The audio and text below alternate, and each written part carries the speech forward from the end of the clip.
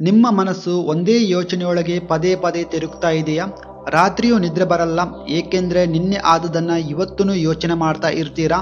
ಮನಸ್ಸು ಹಗಲಿರುಳು ಒಂದೇ ಪ್ರಶ್ನೆ ಕೇಳುತ್ತಾ ಇರುತ್ತೆ, ಏನಾಗ್ತಾ ಇದೆಯೋ, ನಾನೇಕೆ ಇಷ್ಟೊಂದು ಯೋಚನೆ ಮಾಡ್ತೀನಿ?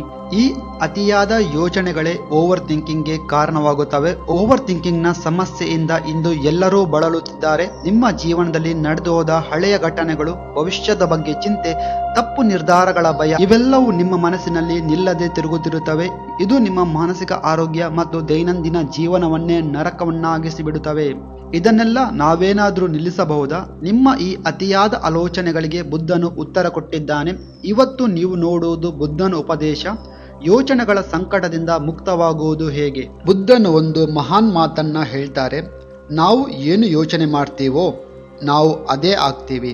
ಅಂದರೆ ನಿಮ್ಮ ಜೀವನ ನಿಮ್ಮ ಯೋಚನೆಗಳ ಪ್ರತಿಫಲ. ಆದರೆ ಇವತ್ತು ನೀವು ಮನಸ್ಸನ್ನ ಬಳಸೋದಕ್ಕೆ ಬದಲು ಮನಸ್ಸು ನಿಮ್ಮ ಜೊತೆನೇ ಆಟ ಆಡ್ತಾ ಇದೆ. ಒಂದೇ ಯೋಚನೆ ಮತ್ತೆ ಮತ್ತೆ ನಿಮ್ಮನ್ನ ಕಾಡುತ್ತಾ ಇರುತ್ತದೆ. ಅವರೇಕೆ ಹೀಗೆ ಅಂದ್ರು? ನಾ ಆ ಸಮಯದಲ್ಲಿ ಹೀಗೆ ಮಾಡಬೇಕಿತ್ತು, ನಾಳೆ ಏನಾಗುತ್ತೆ? ಇದ್ರೊಳಗೇನೆ ನಿಮ್ಮ ಮನಸ್ಸಿನ ನೆಮ್ಮದಿ ಕರಗಿ ಹೋಗ್ತಾ ಇರುತ್ತೆ. ಅದು ಅತ್ತಿತ್ತ ಹೋಗ್ತಾ ನೀವು ನಿಮಗೆ ಗೊತ್ತೇ ಆಗದಷ್ಟು ಅದರಲ್ಲೇ ಮುಳುಗಿ ಹೋಗಿ ಬೇರೆದೇ ಆದ ಪ್ರಪಂಚಕ್ಕೆ ಹೋಗಿ ಮುಟ್ತೀರಾ. ಓವರ್ ಥಿಂಕಿಂಗ್ ಅಂದ್ರೆ ಏನು? ಓವರ್ ಥಿಂಕಿಂಗ್ ಅಂದ್ರೆ ಒಂದೇ ಪ್ರಶ್ನೆಯ ಸುತ್ತ ತಿರುಗುವ ಯೋಚನೆ. ನೀವು ಎಷ್ಟೇ ಮುಂದೆ ಹೋಗಲು ಪ್ರಯತ್ನಿಸಿದರೂ ಒಂದು ಯೋಚನೆ ನಿಮ್ಮನ್ನ ಹಿಂದಕ್ಕೆ ಸೆಳೆಯುತ್ತಾ ಇರ್ತದೆ. ನೀವು ಯೋಚನೆ ಮಾಡ್ತೀರಾ, ಉತ್ತರ ಸಿಗಲ್ಲ, ಮತ್ತೆ ಯೋಚನೆ. ಅಂತಹ ಸಮಯದಲ್ಲಿ ಬುದ್ಧನು ಹೇಳ್ತಾರೆ, ನೀವು ಆ ಯೋಚನೆಗಳನ್ನ ಮನಸ್ಸಲ್ಲಿ ಗಟ್ಟಿಯಾಗಿ ಇಟ್ಕೊಂಡಿದ್ರೆ ನೋವು ಹೆಚ್ಚಾಗುತ್ತೆ. ಆದರೆ ಅದನ್ನು ಬಿಟ್ಟು ಬಿಟ್ರೆ ಮನಸ್ಸಿಗೆ ತಣ್ಣನೆಯ ನೆಮ್ಮದಿ ಸಿಗುತ್ತೆ. ಯೋಚನೆಯನ್ನ ಬಿಡುವುದು ಅಂದರೆ ಅದರಿಂದ ಎಸ್ಕೇಪ್ ಆಗೋದಲ್ಲ, ಅದನ್ನು ಒಪ್ಪಿಕೊಳ್ಳುವುದು. ಬುದ್ಧನು ಹೇಳಿದ ಉಪಾಯ, ನಿಮ್ಮ ಉಸಿರಿನ ಮೇಲೆ ಗಮನ ಕೊಡಿ, ಧ್ಯಾನ ಮಾಡಿ, ಒಂದು ಕ್ಷಣ ನಿಶಬ್ದವಾಗಿ ಕೂತು ಆಳವಾದ ಉಸಿರನ್ನು ಗಮನಿಸಿ. ಇದನ್ನ ಪ್ರತಿದಿನ 5 ನಿಮಿಷ ಮಾಡಿದ್ರೆ ಸಾಕು. ನಿಮ್ಮ ಮನಸ್ಸು ನಿಧಾನವಾಗಿ ಶಾಂತವಾಗುತ್ತಾ ಹೋಗುತ್ತೆ. ಯೋಚನೆ ಬಂದ್ರೆ ನಾವೇನು ಮಾಡ್ತೀವಿ? ಅದನ್ನ ತಡೆಯೋಕೆ ಪ್ರಯತ್ನಿಸುತ್ತೇವೆ ಅಥವಾ ಅದರ ಹಿಂದೆ ಓಡಲು ನೋಡ್ತೀವಿ. ಆದರೆ ಬುದ್ಧನು ಹೇಳಿದ, ಯೋಚನೆ ಬರುವುದನ್ನು ತಡಿಬೇಡಿ, ನಿಮ್ಮ ಯೋಚನೆಗಳನ್ನು ಗಮನಿಸಿ. ಆ ಯೋಚನೆಗಳಿಂದ ನಿಮಗೆ ಏನಾದರೂ ಉಪಯೋಗ ಇದೆ ಎಂದಾದರೆ ಮಾತ್ರ ಆ ಯೋಚನೆಗಳಲ್ಲಿ ಮುಂದುವರಿಯಿರಿ. ಆ ಯೋಚನೆಗಳಿಂದ ನಿಮಗೆ ಏನೂ ಪ್ರಯೋಜನ ಇಲ್ಲ ಅಂದರೆ ಅದನ್ನು ಅಲ್ಲೇ ಬಿಟ್ಟು ಬಿಡಿ. ನೀವೇ ನಿಮ್ಮ ಮನಸ್ಸಿನ ಮಾಲೀಕ. ನಿಮ್ಮ ಆಲೋಚನೆಗಳನ್ನು ನೀವೇ ಕಂಟ್ರೋಲ್ ಮಾಡಬೇಕು, ಅವು ನಿಮ್ಮನ್ನು ಕಂಟ್ರೋಲ್ ಮಾಡಬಾರ್ದು.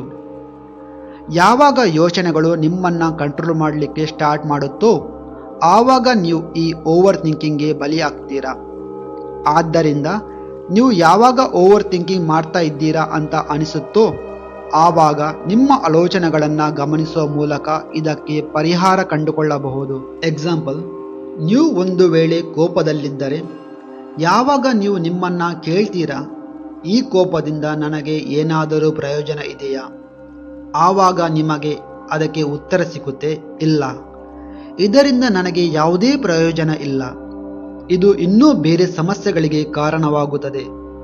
ಯಾವಾಗ ನೀವು ಈ ಪ್ರಶ್ನೆಗಳನ್ನು ನಿಮ್ಮಲ್ಲಿ ಕೇಳ್ತೀರಾ ಆಗ ನಿಮಗೆ ಇದರ ಅನಾನುಕೂಲತೆಗಳ ಬಗ್ಗೆನೂ ಥಿಂಕ್ ಮಾಡಲು ಅವಕಾಶ ಸಿಗುತ್ತೆ. ಯಾವಾಗ ನಿಮಗೆ ಅನಾನುಕೂಲತೆಗಳ ಬಗ್ಗೆ ಗೊತ್ತಾಗುತ್ತೋ ನೀವು ಆವಾಗ ಈ ಕೋಪದಿಂದ ದೂರ ಉಳಿತೀರಾ. ನಿಮಗೆ ಗೊತ್ತಾಗುತ್ತೆ, ಇದರಿಂದ ನನಗೆ ನೋವು ಬಿಟ್ಟು ಬೇರೆ ಏನೂ ಪ್ರಯೋಜನ ಇಲ್ಲ. ಏಕೆಂದರೆ ಹೆಚ್ಚಿನ ಸಮಯ ಈ ವಿಷಯಗಳ ಅನಾನುಕೂಲತೆಗಳ ಬಗ್ಗೆ ಅರಿವಿಲ್ಲದೆಯೇ ನೀವು ಯೋಚಿಸುತ್ತೀರಿ. ಆದ್ದರಿಂದ ಈ ಯೋಚನೆ ನನಗೆ ಸಹಾಯ ಮಾಡುತ್ತಾ ಅಂತ ನೀವು ನಿಮ್ಮನ್ನೇ ಕೇಳಿಕೊಳ್ಳುವುದು ಯಾವಾಗಲೂ ಒಂದು ಅತ್ಯುತ್ತಮ ಮಾರ್ಗ. ಇದರಿಂದ ನೀವು ಪ್ರೆಸೆಂಟ್ ಮೂಮೆಂಟ್ಗೆ ಮರಳಬಹುದು. ಇದೀಗ ನಿಮಗೆ ಒಂದು ಪ್ರಶ್ನೆ, ಇದು ಒಂದು ದಿನದ ಅಭ್ಯಾಸವೇ? ಅಲ್ಲ, ಇದು ಪ್ರತಿದಿನ ಒಬ್ಬ ಸಮಾಧಾನಿಯಾದ ವ್ಯಕ್ತಿಯಾಗಿ ಬದುಕೋ ಅಭ್ಯಾಸ. ಬೆಳಗ್ಗೆ ಕಣ್ಣು ತೆರೆದ ತಕ್ಷಣ ನಿಮ್ಮ ಉಸಿರಿನ ಮೇಲೆ ಗಮನ ಕೊಡಿ. ರಾತ್ರಿ ನಿದ್ರೆಗೆ ಹೋಗೋ ಮೊದಲು ದಿನದ ಒಳಿತನ್ನು ನೆನೆಸಿ ಧನ್ಯತೆ ಅರ್ಪಿಸಿ. ಇದು ನಿಮ್ಮ ಮಧುರ ನಿದ್ರೆಗೆ ಕಾರಣ ಆಗುತ್ತೆ. ಈ 3 ಸಾಧನಗಳು ನಿಮ್ಮನ್ನ ಓವರ್ ಥಿಂಕಿಂಗಿಂದ ಮುಕ್ತಗೊಳಿಸುತ್ತವೆ. ಬುದ್ಧನು ಹೇಳಿದ ಮಾತು, ಯಾವುದೇ ಯೋಚನೆಯು ನಿಮ್ಮ ಮನಸ್ಸಿನ ಶಾಂತಿಗೆ ಭಂಗ ತರದಂತೆ ನಿಮ್ಮ ಮನಸ್ಸನ್ನು ಶಕ್ತಿಶಾಲಿ ಮಾಡಿ. ಇವತ್ತು ನೀವು ಹಾಕೋ ಒಂದು ಹೆಜ್ಜೆ ನಿಮ್ಮೊಳಗಿನ ಶಾಂತಿಗೆ ದಾರಿ ತೋರಿಸಬಹುದು. ಕಮೆಂಟ್ ಮಾಡಿ, ನಾನು ಬುದ್ಧನ ಮಾರ್ಗವನ್ನು ಅನುಸರಿಸುತ್ತೀನಿ. ಈ ವಿಡಿಯೋ ನಿಮ್ಮ ಜೀವನದಲ್ಲಿ ವ್ಯಾಲ್ಯೂ ಆ್ಯಡ್ ಮಾಡುತ್ತೆ ಅಂತ ನಿಮಗನಿಸಿದರೆ ಒಂದು ಲೈಕ್ ಮಾಡಿ. ಇದರಿಂದ ನನಗೂ ಒಂದು ಮೋಟಿವೇಶನ್ ಸಿಗುತ್ತೆ ಇಂತಹ ಹೆಚ್ಚಿನ ವಿಡಿಯೋ ಮಾಡಲು. ಸಾಧ್ಯವಾದರೆ ಈ ವಿಡಿಯೋವನ್ನು ಬೇರೆಯವರೊಂದಿಗೆ ಹಂಚಿಕೊಳ್ಳಿ, ಯಾರಿಗೆ ಇದರ ಅವಶ್ಯಕತೆ ಇದೆಯೋ. ನನ್ನ ಈ ಪ್ರಯತ್ನದಲ್ಲಿ ಕೈ ಜೋಡಿಸಲು ಚಾನೆಲನ್ನು ಸಬ್ಸ್ಕ್ರೈಬ್ ಮಾಡಿ, ನೋಟಿಫಿಕೇಷನಲ್ಲಿ ಆಲ್ ಅಂತ ಸೆಲೆಕ್ಟ್ ಮಾಡಿ ಎಂದು ಕೇಳಿಕೊಳ್ಳುತ್ತೇನೆ.